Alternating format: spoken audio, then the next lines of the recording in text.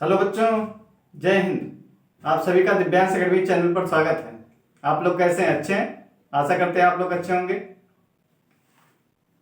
तो सभी विद्यार्थियों को एक नई खुशखबरी है कि अभी तक आपको क्लास 9 का गणित विषय का लेक्चर मिल रहा था। अब आपको क्लास 10, ठीक है, कक्षा 10 मैथ विषय का चैप्टर वाइज वीडियो आपको मिलेगा। ठीक है, कल से आपको चैप्टर वाइज वीडियो मिलता रहेगा। तो जो भी स्टूडेंट यूपी बोर्ड एग्जाम की तैयारी कर रहे हैं, अब वो अपनी तैयारी को और बेहतर इस चैनल के द्वारा कर सकते हैं। ठीक है, यहाँ पे आपको निःशुल्क गणित विषय का प्रत्येक टॉपिक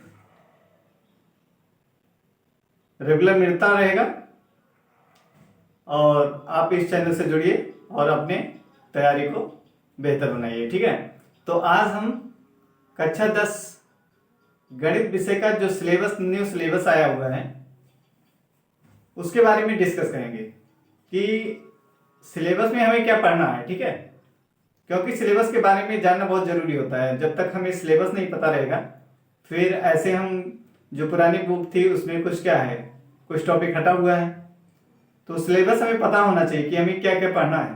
ठीक है, क्योंकि हमें यूपी बोर्ड एग्जाम देना है, बोर्ड का एग्जाम देना है। तो इसके लिए आपको पहले तो टॉपिक पता होना चाहिए, क्या क्या टॉपिक हमारा है, हमारे सिलेबस में क्या क्या है, क्या क्या हमें पढ़ना है, क्या क्या छोड़ना है। ठीक है, तो आइए पहले हम सिलेबस के बारे में डिस्कस करते हैं, फिर कल से हम टॉपिक वाइज वीडियो आपका अपलोड करते रहेंगे। तो आइए देखते हैं कि सिलेबस क्या है। सिलेबस क्लास 10 न्यू सिलेबस नवीनतम पाठ्यक्रम। ठीक है, इसमें आप पहली यूनिट में देखेंगे हमने इसको क्या किया है, एनसीईआरटी बुक में आपका सीरियल वाइज दिया है। ठीक है, उसमें चैप्टर कुल 13 चैप्टर दिए हुए, 14 दिए हुए हैं। कितने? 14 दिए हैं। ठीक है, तो उसको हमने यूनिट में इसको बांटा हुआ है। उन सभी टॉपिक जो भी एनसीईआरटी बुक में दिया हुआ है उसको हम यूनिट वाइज 7 यूनिट में इसको बांटे हैं। ठीक है, और वही सिलेबस है, जो न्यू सिलेबस आपका आया है उसी पर हम डिस्कस करेंगे। तो देखते हैं पहली यूनिट में हमारा क्या है। पहली यूनिट हमारी संख्या पद्धति, इकाई 1 में हमारा क्या है, संख्या पद्धति। ठीक है, इसमें हमें क्या पढ़ना है, वास्तविक संख्याएं। क्या पढ़ना है? वास्तविक संख्याएं। ठीक है, अब वास्तविक संख्याएं पहले तो हमें पता होना चाहिए कि वास्तविक संख्याएं होता क्या है। हम इसके बारे में आपको बताएंगे वास्तविक संख्याएं होती क्या है, और कुछ वीडियो में हमने इस पे चर्चा भी की है। वहां हमने बताया है, एक वीडियो हमने बनाया है, उस पर आपका प्राकृतिक संख्या, पूर्ण संख्या, पूर्णांक, परिमेय संख्या, अपरिमेय संख्या, वास्तविक संख्या, आभास संख्या, भाज्य संख्या, सब चर्चा किया है। ठीक है, तो वहां पे हमने बताया था आपको कि वास्तविक संख्या जो है परिमेय और अपरिमेय संख्याओं का क्या होता है, समूह होता है। ठीक है, यानी अपरिमेय और परिमेय संख्याओं को क्या कहते हैं, वास्तविक संख्या कहते हैं। तो ये पता चल गया वास्तविक संख्या क्या होती है, परिमेय और अपरिमेय संख्याओं का को क्या कहते हैं, वास्तविक संख्या कहते हैं। ठीक है, तो अब इसमें हमें क्या देखना है, इसमें आपका एक आएगा यूक्लिड विभाजन प्रमेय का। ठीक है, यूक्लिड विभाजन प्रमेय का, उस प्रमेय के बारे में जानेंगे। फिर उस प्रमेय के द्वारा क्वेश्चन कैसे सॉल्व किया जाएगा उसके बारे में समझेंगे। ठीक है, फिर उसमें हमारा क्या है, उसमें और आता है हमारा √2, √3, √5। इसका हम सत्यापन करना। ये हमारी क्या है, परिमेय संख्या है, अपरिमेय संख्या है। अपरिमेय संख्याओं का हम सत्यापन करेंगे। ठीक है, और फिर इसमें हमें ये भी देखना है कि परिमेय संख्याओं के दशमलव प्रसार, शांत दशमलव प्रसार, अशांत आवर्ती दशमलव प्रसार, अशांत अनावर्ती दशमलव प्रसार। ठीक है, इसमें हम देखेंगे बिना विभाजन के, मतलब बिना लंबी भाग प्रक्रिया किए हुए ही हमको बताना रहेगा कि ये किस प्रकार का प्रसार है, शांत प्रसार है कि अशांत दशमलव प्रसार है, या अशांत अनावर्ती है, या अशांत आवर्ती दशमलव प्रसार है। इसके बारे में हमें बिना भाग किए ही बताना रहेगा। ठीक है, तो इन सब के बारे में यहाँ पे जानेंगे आप वास्तविक संख्याओं के अंतर्गत। अब अगला हमारा टॉपिक आता है इकाई 2 बीजगणित। ठीक है, यूनिट हमारी दूसरी है बीजगणित। इसमें हमें क्या क्या पढ़ना है? इसमें हमें पढ़ना है बहुपद। क्या पढ़ना है? बहुपद। बहुपद में क्या, हम बहुपद की परिभाषा देखेंगे, बहुपद होता क्या है। ठीक, बहुपद का मान कैसे निकाला जाता है, उसमें बहुपद के अंतर्गत ही हम देखेंगे चर राशि क्या होती है, अचर राशि क्या होती है। ठीक, इसके बारे में समझेंगे। और फिर बहुपद के शून्यक, बहुपद के शून्यकों का ज्यामितीय अर्थ समझेंगे और शून्यकों और गुणांकों में संबंध। बहुपदों के दो घात बहुपद जो हैं उनके शून्यकों और गुणांकों में संबंध देखेंगे। ठीक है, कि संबंध उसमें क्या होता है। ये हो गया हमारा पहला बहुपद। दूसरा हमें क्या पढ़ना है? दो चरों वाले रैखिक समीकरण। उसके आगे हमें क्या पढ़ना है? दो चरों वाले रैखिक समीकरण योग। अब इसमें आपको क्या, इस रैखिक समीकरणों का हम आलेखीय विधि से हल करना सीखेंगे, ग्राफ के माध्यम से। ठीक है, और इसको हम रैखिक समीकरण युग्म का ग्राफीय विधि से हल सीखेंगे। और क्या सीखेंगे? बीजगणितीय विधि। रैखिक समीकरण युग्म को बीजगणितीय विधि द्वारा कैसे हल किया जाएगा, बीजगणितीय विधि के अंतर्गत कौन कौन सी विधि आती है, इसके बारे में हम देखेंगे। बीजगणितीय विधि, रैखिक समीकरण युग्म को हल करने की बीजगणितीय विधि के अंतर्गत आपका आता है प्रतिस्थापन विधि और विलोपन विधि। तो इसी चैप्टर में रैखिक समीकरण युग्म जो है आपका, दो चर वाले रैखिक समीकरण युग्म जो है, इसी में हमें आपको रैखिक समीकरण को प्रतिस्थापन विधि द्वारा हल करना, विलोपन विधि द्वारा हल करना, इसको सीखेंगे। और इसमें हमें ये भी देखना है कि कब दो चर वाले रैखिक समीकरण युग्म जो है उनका कब अद्वितीय हल होता है, कब उसके अपरिमित रूप से अनेक हल होंगे, कब कोई हल नहीं होगा। इन कंडीशन के बारे में भी हम जानेंगे, इन शर्तों को देखेंगे, इनकी शर्तें क्या हैं। ठीक है, फिर इससे क्वेश्चन कैसे सॉल्व किया जाए उसके बारे में जानेंगे। अगला हमारा है दो घात समीकरण। उसके बाद का हमारा टॉपिक कौन सा है? चौथा टॉपिक आपका आएगा दो घात समीकरण। ठीक है, दो घात समीकरण में आप देखेंगे, पहले तो आप जानेंगे कि दो घात समीकरण होता क्या है।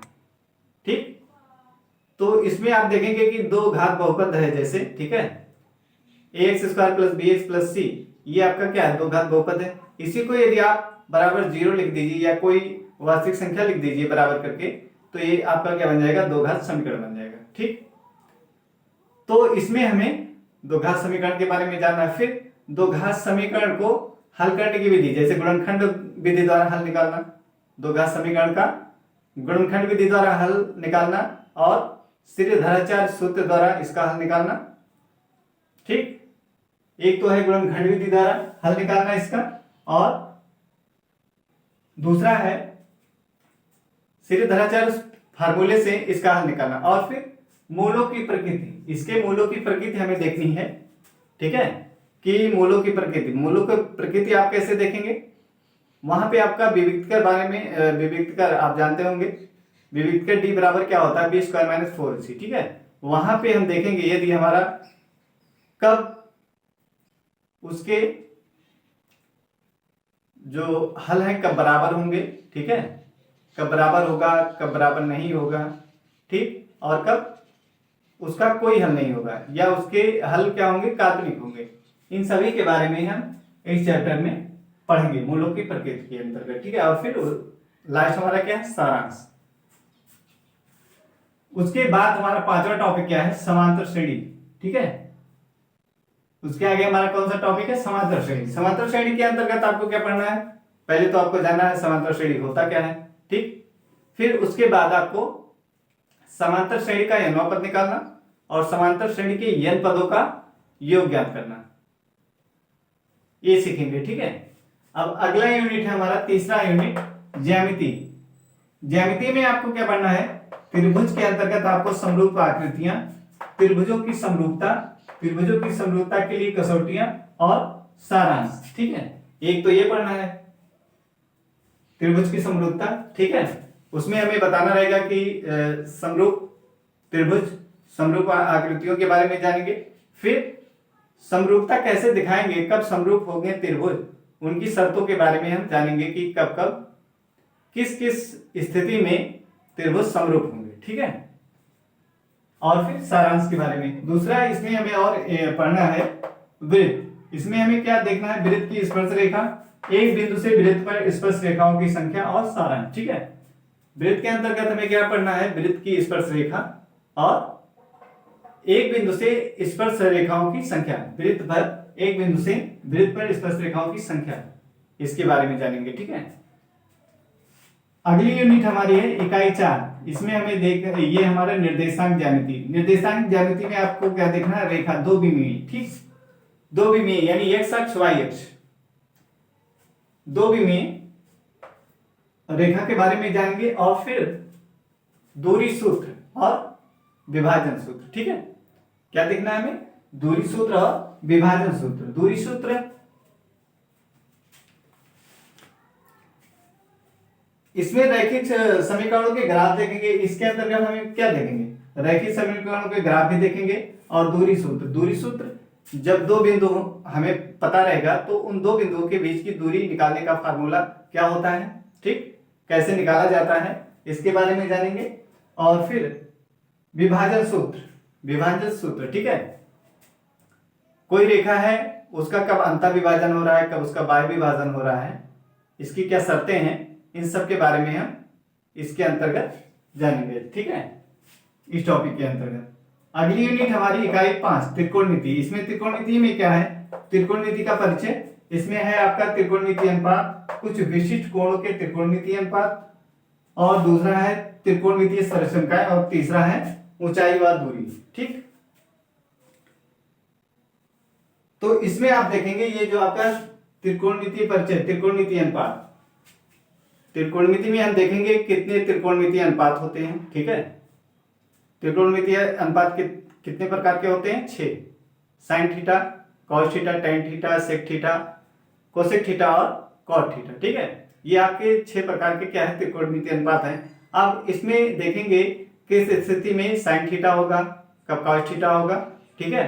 और इसमें हमें त्रिकोणमितीय सरलसंख्याओं के बारे में भी यहाँ पे सीखेंगे, जैसे sine square theta plus cos square theta बराबर क्या 1 होता है, sec square theta minus tan square theta बराबर 1 होता है, और cot square theta minus cosec square theta बराबर क्या होता है, 1 होता है, ठीक है। तो इन सरलसंख्याओं के बारे में जानेंगे। और अगला हमारा ऊंचाई और दूरी, ठीक, ऊंचाई और दूरी। ऊंचाई दूरी में हमें देखना है कि उन्नयन कोण बन रहा है तो ऊंचाई कैसे निकालेंगे, और नमन कोण बन रहा है तब हम उसमें दिया रहेगा आपका कि ऊंचाई पूछेगा, कभी कहेगा सीढ़ी की लंबाई बताइए, ठीक है। इस टाइप के क्वेश्चन वहां पे हम देखेंगे। उन्नयन कोण होता है क्या, अवनमन कोण क्या होता है, और एक होता है अवनति कोण, ठीक, अवनत उन्नयन कोण, अवनमन कोण, और एक होता है उन्नत कोण, ठीक है। इसमें और देखेंगे छठा। अगली यूनिट क्या है हमारी, मेंसुरेशन। अगली यूनिट क्या है, मेंसुरेशन। मेंसुरेशन में आपको क्या पढ़ना है, वृत्तों से संबंधित क्षेत्रफल। इसमें क्या पढ़ना है आपको, वृत्तों से संबंधित क्षेत्रफल। मेंसुरेशन में हमें वृत्तों से संबंधित क्षेत्रफल यानी वृत्त का क्षेत्रफल निकालना सीखेंगे, और इसमें हम त्रिज्यखंड का क्षेत्रफल और वृत्तखंड का क्षेत्रफल निकालना सीखेंगे, ठीक है। फिर दूसरा टॉपिक इसी में है हमारा, एक तो वृत्तों से संबंधित क्षेत्रफल हो गया, त्रिज्यखंड और वृत्तखंड का क्षेत्रफल। दूसरा है पृष्ठीय क्षेत्रफल व आयतन, पृष्ठीय क्षेत्रफल व आयतन, ठीक है। इसमें क्या है, पृष्ठीय क्षेत्रफल व आयतन, इसके अंतर्गत ठोसों के संयोजन का पृष्ठीय क्षेत्रफल, ठोसों के संयोजन का पृष्ठीय क्षेत्रफल, और ठोसों के संयोजन का आयतन, और फिर सारांश, ठीक है। तो पहले तो आपको जानना पड़ेगा कि ठोस आकृतियां क्या होती हैं। ठोस आकृतियां वे 3D आकृतियां जो होती हैं उसको क्या कहते हैं, ठोस आकृतियां कहते हैं। 3D यानी उसमें क्या होगा, ऊंचाई, लंबाई, चौड़ाई और ऊंचाई तीनों पाया जाएगा। 2D द्विविमीय आकृतियां जो होती हैं उसमें क्या होता है, लंबाई और चौड़ाई होता है। लेकिन जो 3D आकृतियां होती हैं यानी ठोस आकृतियां, उसमें क्या होता है, लंबाई, चौड़ाई, ऊंचाई तीनों पाया जाता है, ठीक है।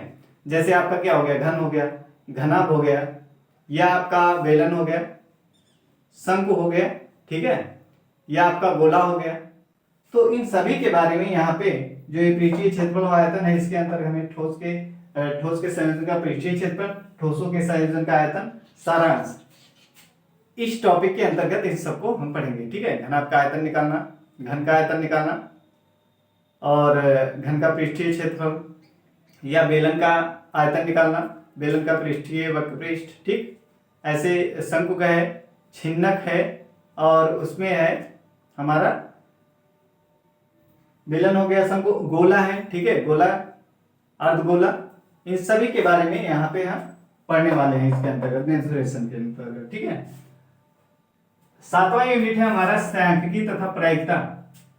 7वीं यूनिट हमारी क्या है? सांख्यिकी तथा प्रायिकता। ठीक है, सांख्यिकी में हमें क्या पढ़ना है? वर्गीकृत आंकड़ों का माध्य, माध्यिका, बहुलक, संचयी, बारंबारता, ग्राफ। ठीक, सांख्यिकी के अंतर्गत हम क्या पढ़ेंगे? वर्गीकृत आंकड़ों का माध्य, माध्यिका, माध्यिका और बहुलक निकालना सीखेंगे, फिर संचयी, बारंबारता, ग्राफ। ठीक, इसके बारे में इस टॉपिक के अंतर्गत पढ़ा जाएगा। अगला हमारा टॉपिक है प्रायिकता। लास्ट टॉपिक हमारी क्या है? प्रायिकता। प्रायिकता के अंतर्गत आपको प्रायिकता की सैद्धांतिक परिभाषा, एकल घटना पर आधारित प्रश्न। ठीक, प्रायिकता में हमें क्या, प्रायिकता की जो है सैद्धांतिक परिभाषा के बारे में जानेंगे, और एकल घटना पर आधारित प्रश्न को कैसे हल किया जाता है इसके बारे में सीखने वाले हैं यहाँ पे। ठीक है, तो ये है हमारा क्लास 10th मैथ का जो है न्यू सिलेबस। ठीक है, तो सिलेबस के बारे में आपको पता हो गया होगा। अब इस सिलेबस को हम कंटिन्यू टॉपिक वाइज जो है आपको रेगुलर वीडियो आप अपलोड करते रहेंगे, आपको वीडियो मिलता रहेगा। ठीक है, यदि ये आपको वीडियो पसंद आया हो तो लाइक कीजिए, शेयर कीजिए और चैनल को सब्सक्राइब कीजिए। ठीक है, अपने मित्रों को या रिश्तेदारों को भी शेयर कीजिए, जिससे वो इस चैनल का पूरा लाभ उन्हें प्राप्त हो सके। ठीक है, ऐसे बच्चे हैं जो कोचिंग नहीं कर पाते हैं, उनके पास पैसे की समस्या रहती है, तो उनके लिए ये चैनल बहुत ही लाभकारी होगा। ठीक है, तो ऐसे बच्चों को आप जरूर इस चैनल से जोड़िए, जिससे उन्हें लाभ मिल सके। यहाँ पे आपको हर क्वेश्चन, चाहे एग्जाम्पल हो या प्रश्नावली के क्वेश्चन, सभी क्वेश्चन यहाँ पे हल किए जाएंगे। ठीक है, और आपको इस चैनल का पूरा लाभ मिलेगा। तो बस आज के लिए इतना ही। जय हिंद।